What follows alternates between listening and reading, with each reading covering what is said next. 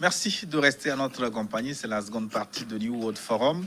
Nous parlons cette semaine d'un colloque scientifique international organisé en hommage à Maître Yahouvi Agbouibo, ancien Premier ministre du Togo. Est-ce que science peut faire bon ménage avec hommage?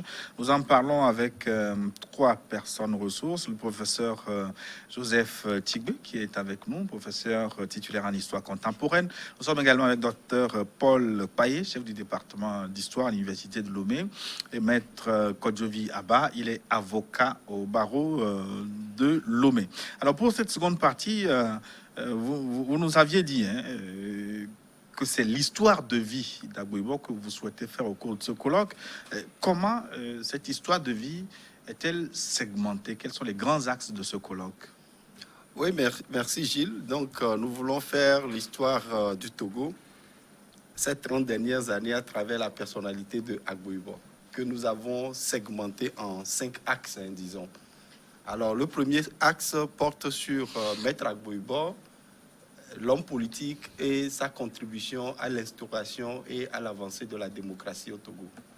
Le deuxième axe porte sur Maître Agbouibo, avocat, défenseur des droits humains.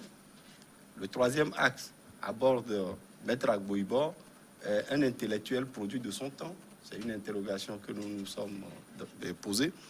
Et le quatrième axe, c'est Maître Agbouibo et les valeurs africaines. Et enfin, le dernier axe, c'est l'héritage et la dimension internationale de Maître Yahouvi Agbouibo. Donc, à partir de ces 5 axes-là, nous allons pouvoir disséquer, nous allons pouvoir analyser, décortiquer cette personnalité. Je vais ajouter deux choses. La première, c'est par rapport à la notion même de l'histoire de vie, parce que beaucoup posent la question de savoir comment est-ce qu'on peut faire l'histoire de vie de quelqu'un qui est décédé. En sciences sociales, c'est possible, parce que c'est une démarche méthodologique, comme je l'ai dit, qui permet de prendre un personnage comme prétexte, étudier le temps et l'espace auquel le personnage en question a appartenu. Quand vous prenez les sociologues de l'école de Chicago, ils ont eu à faire l'histoire de la ville de Chicago à partir des histoires de vie. Vous prenez le sociologue Raymond Boudon, à travers sa démarche qu'il a appelée l'individualisme méthodologique, il montre clairement que on peut partir d'un individu pour étudier l'espace-temps auquel il a appartenu. Et même les historiens du courant de l'Italie, ils ont eu à parler de ce que l'on appelle la micro-histoire. Et pour les micro-historiens, justement, et contrairement à ceux qui ont été les pionniers de l'école des annales, c'est-à-dire Marc Bloch et Lucien Febvre, qui pensent qu'on ne doit étudier que des groupes organisés, la société, des groupements humains. Les micro-historiens estiment que non, il faut faire la démarche inverse plutôt, partir d'un individu pour étudier l'espace-temps auquel il a appartenu. Maintenant, par rapport aux axes tels qu'ils sont déclinés, je pense que chaque axe a été subdivisé en 2 conférences. C'est-à-dire que finalement, on aura 10 conférences. 10 conférenciers à raison de 2 conférences par axe. Mais avant même d'aborder les conférences, les axes et les conférences, nous avons prévu des conférences inaugurales. 2 grandes conférences inaugurales pour pouvoir inscrire la thématique dans le champ scientifique. C'est-à-dire que on parle de l'homme Agbouibo, mais en essayant quand même d'étudier de façon globale, de façon holistique, l'environnement scientifique et la méthode de la démarche scientifique qui a été convoquée pour pouvoir justifier le choix de ce personnage-là. Et la particularité de notre colloque, c'est qu'en dehors des conférenciers, nous avons des discutants. Les 2 conférenciers vont envoyer leurs tests à un expert, un spécialiste de la question, qui va étudier les tests et qui viendra faire une communication autour des communications faites par les conférenciers en relevant les qualités des tests qui ont été soumis et les insuffisances que lui-même, il contribue à combler un tant soit peu. Donc, en fait, de discutant, il joue un rôle de critique. De critique, exactement. Et au-delà de ça, nous avons l'assistance, les participants qui vont animer les débats. Et quand nous mettons tout ça ensemble, ce que les conférenciers vont dire, ce que le discutant va dire, ce que les participants vont dire, nous sommes sûrs quand même d'avoir suffisamment d'informations pour documenter le sujet et produire de la connaissance. Ouais, Et puis n'oublions pas, il y a des témoignages qui vont appuyer tout ceci. Parce que nous, en sciences sociales et particulièrement en histoire, nous aimons le terrain. Quand nous choisissons des sujets, au-delà de ce que nous trouvons dans les documents, dans les livres, dans les archives, nous allons vers les acteurs et à défaut, ceux qui ont été témoins des événements que nous racontons. Donc, à partir de ce temps-là, nous avons invité des témoins qui ont vécu avec Agbo-Ibor, qui ont travaillé avec lui, qui ont même eu des difficultés, des problèmes, qui ont traversé des moments critiques avec lui, qui viendront témoigner sur ce qu'est Maître Agbo-Ibor. Donc, ajouter à tout ce que le professeur vient de dire, nous espérons quand même tirer matière à histoire. Alors, les téléspectateurs, comme annoncé, peuvent participer à ce débat. Nous allons prendre un message de Tchaoudjo. C'est Esofa Dikeni qui nous écrit de Kedikanjo, 90 33 81, 90 33 81. Bonjour. À voir de loin, tout le monde s'accorde que Maître Agbo-Ibor est l'artisan de la démocratie au Togo, mais ce qu'on oublie, Maître Agbo-Ibor a procédé par ruse et embuscade. À titre d'exemple, Maître Agbo-Ibor a réussi, avec le consentement du général Eyadema, à la création de la Commission nationale des droits de l'homme en 1987. C'est avec ses conseils que le général Eyadema a accepté une assemblée nationale avec des candidatures indépendantes, mais au finish, il a utilisé ses acquis pour combattre le général Eyadema. Alors, lors de la conférence nationale, Maître Agbo-Ibor, si Agbo-Ibor avait joué pleinement son rôle de modérateur, on n'en sera pas là 30 ans de lutte sans succès. Et sauf à donc Dikeni de Kedikanjo, préfecture de Tchaoudjo. Professeur Tigbe, il me semble que le téléspectateur s'aventure à analyser la pensée politique d'Agbo-Ibor, sa méthode politique. Exactement, sa méthode politique qui est basée sur le dialogue. C'est-à-dire l'approche dialogique de Maître Agbo-Ibor l'a amené à se démarquer d'un certain nombre de ses contemporains, d'hommes politiques. Il estime que il faut toujours créer un pont entre ceux qui sont au pouvoir et ceux qui sont de l'opposition pour pouvoir aller vers un consensus. Et je pense que c'est ce qu'il a défendu sa vie durant et c'est ce qui lui a valu même des jets de pierre de ses compères de l'opposition qui estiment qu'il joue un double rôle, c'est-à-dire il fait un jeu politique pendant qu'il est avec eux et il s'accorde sur un truc, il va de l'autre côté et discuter avec le pouvoir en face. Et quand on sait que l'opinion publique togolaise est très, j'allais dire, figée, manichéenne, on va dire. Bon, est-ce que c'est manichéenne? Mais ce que je veux dire, c'est que l'opinion publique ne tolère pas que des gens qui disent être de l'opposition puissent être encore proches du parti au pouvoir. Il ne tolère pas cette flexibilité. Voilà, ils ne tolèrent pas cette flexibilité, alors que dans plusieurs autres pays en Afrique, que ce soit au Burkina, que ce soit au Sénégal et ailleurs, mais des gens qui ont été ministres d'un certain président ont fini par le combattre et ont fini par prendre le pouvoir. Mais est-ce que la politique peut prospérer sans passerelle? Mais justement, c'est ça la grande question. Et je pense qu'en la matière, on ne peut pas en vouloir à Maître Agbo-Ibor. Mais ce que je veux dire au-delà de ça, c'est que j'ai vraiment apprécié la posture de notre téléspectateur parce qu'il fait quand même un diagnostic assez profond.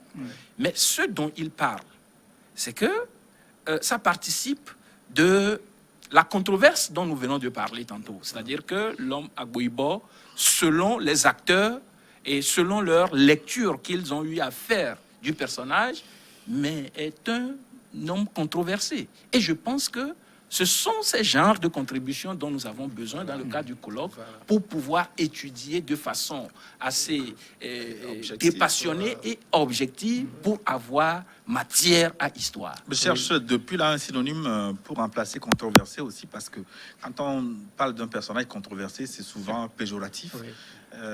Mais Mais c'est pour dire qu'il n'y a pas que Oui, du bien. oui, en fait, c'est ce que je disais. C'est ce que je Il disais ne fait pas tantôt. toujours l'unanimité.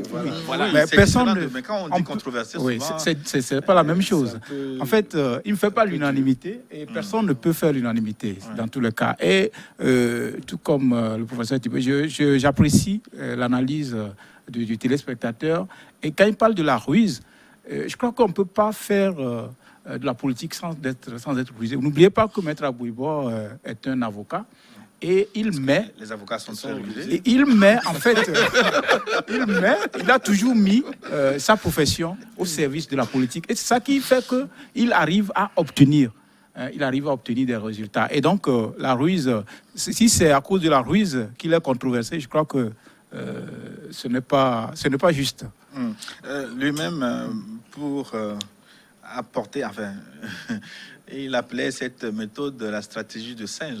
Qu'il a souvent dit. Oui, justement. Oui, quand le singe ne veut pas affronter de face un obstacle, il Voilà. contourne. hein. Et je pense que ça fait partie de la méthode d'Agbouibo. Et n'oubliez pas que Maître Agbouibo, c'est l'un des rares qui a déclaré par écrit qu'il a une méthode politique. Tout à fait.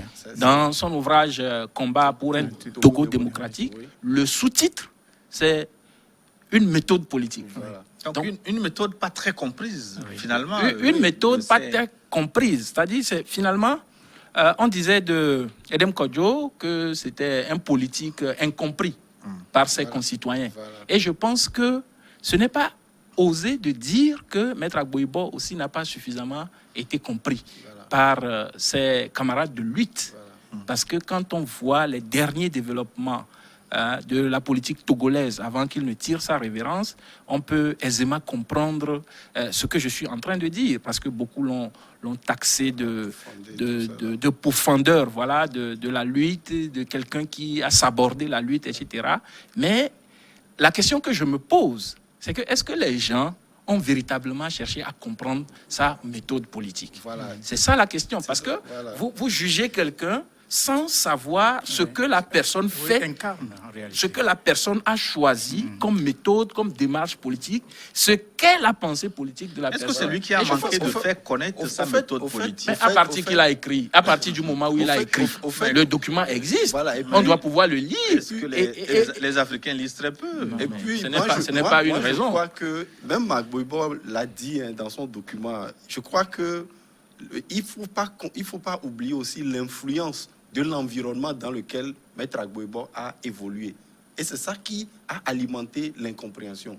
Parce que, à un moment donné, dans le processus démocratique au Togo, il y avait deux objectifs de ceux qui allaient à la conquête du pouvoir, donc les acteurs du processus démocratique. Il y avait à la fois un combat pour acquérir les libertés démocratiques et un combat pour accéder au pouvoir. Et au-delà de ça également, à l'intérieur de l'opposition elle-même, et l'objectif final, l'objectif commun, c'est de combattre la dictature, et l'objectif individuel, c'est pour que chacun de ces leaders politiques accède au pouvoir. Donc tout ceci a fait que chacun avait dans son coin développé sa stratégie. Mais Agbouibo a été cet homme politique-là qui a su tracer une vision de ses actions dans ce processus démocratique et qui revient au dialogue, au pacifisme. C'est-à-dire que pour lui, ayant déjà travaillé avec le président Eyadema dans le cadre de la CNDH et autres, il était convaincu que pour avoir tout ce que je viens de citer, il faut établir, je veux rejoindre Maître Abba, un pont entre ceux qui mènent le combat et ceux qui sont au pouvoir. Et donc c'est ça qui a conduit à son pacifisme. Et je vais revenir également à ce que le professeur a dit. La société togolaise, entre-temps, était devenue une société intolérante envers le pacifisme. Avant-hier, j'étais sur Nana FM, quand un auditeur a appelé pour dire que je dois comprendre que quand on veut combattre une dictature, on n'emploie jamais la méthode pacifique. Que voilà, qu'Agbouibo n'a rien obtenu.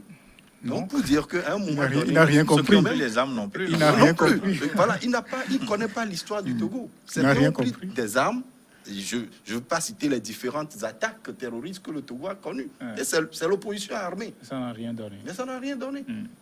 Mais Et moi, on est revenu à la méthode que prône Agboibo. Mais nous, les scientifiques, que ce soit pacifique ou pas, nous aussi, nous allons comprendre pourquoi Agboibo a toujours employé cette méthode pacifique. Est-ce que cette méthode pacifique qu'il employait, est-ce qu'il était rémunéré quelque part? Les gens ont dit des choses. Nous, on va vérifier tout ça là. Et ce qui fait la chance et la vérité de la science, c'est que nous, on n'avance rien sans preuve. Alors, moi, ce que je voudrais ajouter, je voudrais ajouter dans le même sens. Maître Agboibo était quand même un homme de grande conviction. Ce qui l'ont approché, c'est pas quelqu'un qui était versatile par rapport à ses valeurs. Hein. Oui. Bon, moi, avant d'en arriver là, c'est que, parlant de l'homme politique, c'est quelqu'un qui s'adapte à l'évolution de la politique. C'est-à-dire que quand il emploie, il crée, c'est un incubateur de concepts, comme on dit. Donc, il s'adapte à l'évolution de la politique. Vous voyez, la dernière création, c'est-à-dire la cogestion, après le déverrouillage des institutions de la République. Donc, c'est-à-dire que quand tu as une personnalité comme ça et que au bout, les gens pensent que c'est quelqu'un plutôt qui est controversé. Bon, en tout cas, il faut revoir en fait les stratégies politiques. Alors, votre question, c'est... Je disais que quand vous l'approchez, c'est quand même un homme de grande conviction. Oui, tout à fait. Parce qu'on ne peut pas être à ce niveau sans être un homme de conviction. C'est-à-dire que quand il s'engage, il sait déjà là où il va et il met les moyens déjà pour y arriver. Et donc, naturellement, il obtient toujours des résultats, contrairement à ceux qui pensent que Agboibo n'a rien obtenu. Il a obtenu beaucoup de choses, des résultats concrets. Et je crois que c'est des occasions comme ça, comme ce qui va se passer les 3 et 4, et ça va montrer aux gens réellement quels sont les résultats concrets que M. Agboibo a obtenus par son combat, par ses méthodes, ses pratiques. Mais, les téléspectateurs, vous pouvez continuer par nous écrire. Nous recevons beaucoup de messages. Vous nous écrivez sur le numéro qui s'affiche à l'écran, 96 46 10 31, précédé de l'indicatif du Togo 228, 96 46 10 31. Alors, on va prendre une question, la question du 90 74 34, 90 74 34, que nous dit-il? Bonjour le plateau et merci pour la qualité des échanges sur un sujet qui planche sur une personnalité de notre pays. Cette initiative est à saluer. Merci pour les organisateurs. Professeur Tigbe, on vous dit merci. Merci beaucoup. J'ai quelques questions à l'endroit des invités de renom, Dr Paye, les invités de renom que vous avez sur le plateau. Est-ce que le colloque, c'est le colloque qui fait attendre les obsèques de l'homme décédé il y a 1 an exactement? Qui prend en charge ce colloque et quelle est la contribution de la famille biologique et politique de l'homme pour cette initiative? Je suis honoré que nous avons des professeurs de cette compétence pour aborder ce sujet dans ses profondeurs. Bien, alors je pense qu'il faut faire la part des choses. L'enterrement et l'inhumation de Maître Agboibo relève du pouvoir discrétionnaire de la famille biologique de l'intéressé. Et donc, pour nous, en réalité, nous ne nous sommes pas occupés de cet aspect-là. Et d'ailleurs, pour nous, membres du comité d'organisation et scientifique, ça nous rend même service que ce colloque intervienne avant l'inhumation du personnage. Pourquoi? Parce que, vous savez, quand on va l'inhumer, il va y avoir les hommages post-mortem tels qu'on en a l'habitude de les voir. On a l'habitude de les voir. C'est-à-dire, il y aura un balai de témoignages, etc. Mais nous ne souhaitons pas que ces genres de témoignages influent sur les témoignages que nous voulons avoir et que nous voulons utiliser de façon scientifique. Donc, le fait pour nous que le colloque se tienne avant l'inhumation du personnage, ça nous intéresse. Ça nous... J'allais dire, c'est pour nous une bonne chose. Maintenant, l'autre question, c'est de savoir qui finance le colloque. Il faut dire que quand l'idée est née, elle a été partagée avec des gens de la famille biologique, avec d'autres personnages qui ont salué l'initiative. Et donc, vous savez, quand une initiative est très bien saluée et accueillie, les moyens pour la réaliser ne manquent pas. Et vous avez des gens qui ne souhaitent pas que leur nom soit affiché, des bons samaritains, mais qui visent seulement, qui ont pour objectif de faire en sorte que le colloque soit une réussite. Parce qu'en réalité, ce que nous faisons, ça va faire date, ça tranche avec le passé. Jamais auparavant, une telle initiative n'a été menée. Et je pense que c'est le point de départ d'une série d'initiatives qui vont être initiées pour pouvoir parler de nos personnages, pour pouvoir parler de nos héros, entre guillemets, pour pouvoir parler de nos hommes politiques et même des citoyens lambda qui ont joué un rôle dans leur communauté à la base. Docteur, ils ont parlé de la contribution de la famille biologique et politique. Oui, contribution, mais pas influence. Ça, je tiens à le rappeler parce que la famille biologique, on ne peut pas organiser un tel événement ou bien une telle activité sans faire des va-et-vient avec la famille biologique parce que nous avons besoin de sa biographie. Nous avons besoin de certains éléments d'analyse. Vous affichez la question 90 74 34. 90 74 34. Également, en ce qui concerne sa famille politique aussi, forcément peut-être quelques bribes d'informations. C'est pour cela que pour être purement objectif dans l'organisation du colloque, nous les avons écartés de l'organisation et du côté scientifique. Mais on ne peut pas organiser cet événement à partir du moment où ces entités-là existent. Donc on travaille avec eux, mais de manière très limitée. Mais vous annoncez des personnalités quand même étrangères qui vont participer à ce colloque. J'ai lu Alain Foucault de Radio France Internationale, j'ai lu Robert Dossou, j'ai lu le professeur Ouai du Gabon. Ça veut dire que ça demande de l'énergie et des ressources financières. Justement, comme je l'ai dit, il y a quand même des bons samaritains qui ont accepté d'accompagner financièrement l'initiative, que ce soit de la famille biologique, que ce soit d'autres partenaires qui ont salué l'initiative. Je pense que les moyens ont été mobilisés quand même pour pouvoir traduire dans les faits ce colloque-là. Mais ce que je veux dire aussi, c'est que l'aspect que nous n'avons pas suffisamment clarifié, c'est que ce colloque est organisé non pas seulement avec des universitaires, mais aussi des praticiens. Parce que quand vous prenez un personnage comme Agboibo, qui est multifacetté, qui a plusieurs dimensions de sa personne, pour pouvoir l'étudier et être sûr de cerner sa pensée, il faut avoir des experts, des gens qui le connaissent et des gens qui l'ont pratiqué, des gens qui proviennent des différentes dimensions d'où provient le personnage lui-même.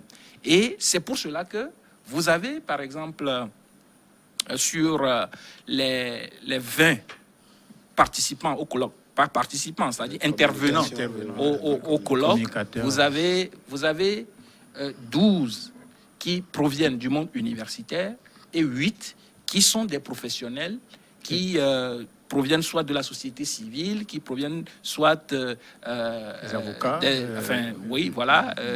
défenseurs des droits humains, etc., des avocats. Donc, vous savez, à plusieurs, on est plus intelligent qu'à une seule personne. Et si quelqu'un se disait, par exemple, que je vais étudier l'homme Agboibo, il pourra certes avoir des informations, mais quand on croise les regards et quand on se met ensemble, il est plus enrichissant et intéressant d'avoir pas mal d'informations qui pourront suffisamment documenter l'étude. Mais l'autre aspect que je veux évoquer, c'est que quand on a commencé, on cherchait des points d'ancrage parce qu'on voulait voir, s'il faut parler du phare qui a été la première structure que Maître Agboibo, structure politique que Maître Agboibo a eu à coordonner. Le Front d'action pour le renouveau, avant que cela ne devienne le quart, etc. Mais on s'est dit, attention, si on va sur ce terrain-là, on risque de tendre la perche aux politiques. C'est pour cela que finalement, nous avons dit, mais écoutez, allons sur le terrain de l'histoire de vie et prenons nos responsabilités en tant que scientifiques et praticiens, quitte à inviter les politiques. Là, le quart, sa formation politique sera invité tout comme les autres partis politiques, parlementaires, extra-parlementaires, parce que, vous savez, nous ne pouvons pas étudier Maître Agboibo sans occulter l'aspect politique. Sans occulter l'aspect politique. Alors, cette question qui va peut-être vous faire sourire, ce sera la question du colloque. 90, 87, 49, 90, 87, 49, on en a déjà parlé. Bonjour, chers panélistes, je veux comprendre pourquoi l'université a pensé plutôt à un colloque en l'honneur de Maître Agboibo au lieu de l'ancien secrétaire général de l'OUA, Edem Kodjo. C'est Christophe qui nous écrit depuis. Comme que cette question... Je pense que cette question, je m'y attendais un peu. Vous savez, comme je l'ai dit, il faut bien commencer par quelque part. Maître Agboibo a eu la chance, je le dis ainsi, d'être convoqué au moment où l'initiative nous a taraudé l'esprit.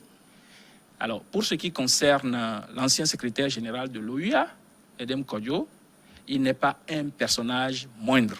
Mais je pense que par rapport à lui, il y a eu également une initiative. Et l'initiative qu'il y a eu, c'est de rédiger un ouvrage publié, dédié à sa mémoire. Et je peux dire que moi-même, j'ai contribué à la rédaction de cet ouvrage-là. Il nous a été demandé que chacun puisse écrire un témoignage en décrivant un peu les circonstances dans lesquelles il a connu le défunt. Et on nous a demandé d'écrire un texte de 2 à 3 pages maximum. Et je pense que l'ouvrage est sous presse et l'ouvrage va sortir bientôt, sous réserve de la confirmation.